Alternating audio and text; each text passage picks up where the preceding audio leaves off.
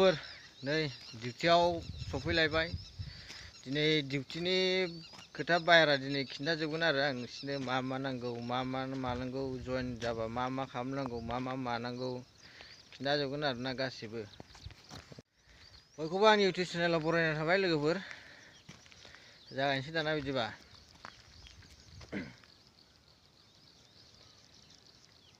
जइन जानोबा मोननै थारिखा दं आरोना। जइन जानाया मोनसे डाइरेक्ट जइनबो जानो हायो, ओमफ्राय ट्रेनिंबो लानांगौ आरोना जइन जानो गोसोबा।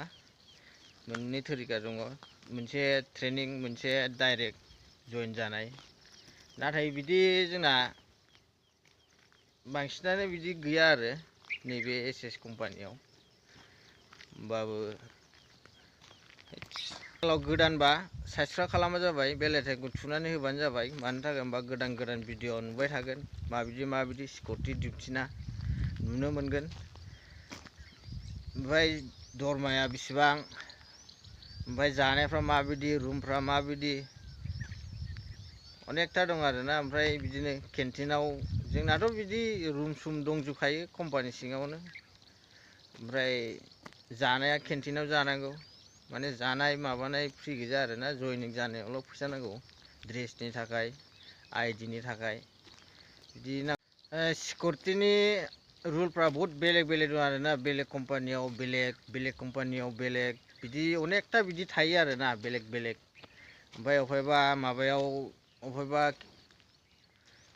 जेनेबा माबा आरो कम्पानि जा, बिदिनो माबा जा, बेफोराव माने अनेकथा बिदि रुल थायो। अबहायबा हाइटखौ सुयो, अबहायबा ट्रेनिं लायो, अबहायबा माबा खालामो, बिदि आरो अनेकथा दङ सिकिउरिटिनि रुला।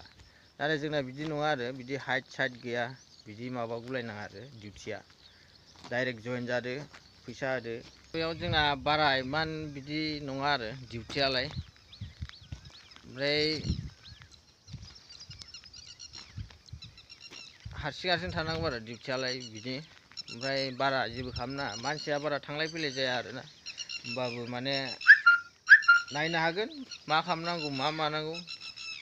नैबेनो जोंना बेयावनो थायो आरो नैबेयाव दंखाजोबो बुस्थुआ। बेफोराव थांनायनि फैनायनि आउट खालामजोबनांगौ, नैबेनो आरो बेनो। बैयाव सासे थायो आरो, जिखुनु साथाम, मोनायाव साथाम, सानाव साथाम आरो 6 जनल', माने बारा माबा गैया। बेनो गेटआ जोंना। दा नैबे अखा हानायखाय बन्द' खालामबाय आरो नैबे थालाखौ, दै हाब्रु जागोन ना ओंखायनो। मोननै आरो जोंना गेटआ, जिखुनु बिदि दङ। ओमफ्राय सोरबा जुदि जइन जानो गोसोबा कन्टेक्ट खालामबानो जाबाय। नाथाय बेलेगफोरनि बायदि बिदि माबा खालामलायनाङा आरो, जइन जानायाव ट्रेनिं लानाय माबा लानाय, जोंना बिदि नङा माने। होमबाबो फर्म फिलाप खालामनांगौ आरो जेब्ला जइन जागोन होमबा अफिसाव थांनानै।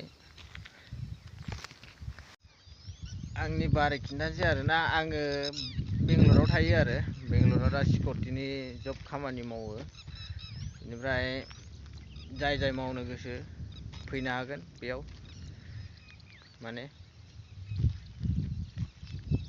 जोंनालाय डिउटिया बिदिनोसै, मा बुंनो, मावबा बेनो मावाबा बेनो, थानाय जानाय। मेन खोथायानो जाबाय आरोना, डिउटिया 12 घन्टा ना। सेलेरिया मासाव बेसेबां मोनो, बेसेबां माबायो, जानायाव बेसेबां थाङो, बेखौ उनाव खिन्थाहरनो हागोन। नाथाय जोंना जानाया आरो जानाय थानाय फ्रि गोजा आरो गासिबो। अल डिउटि मावनांगौ, फैसा लानांगौ।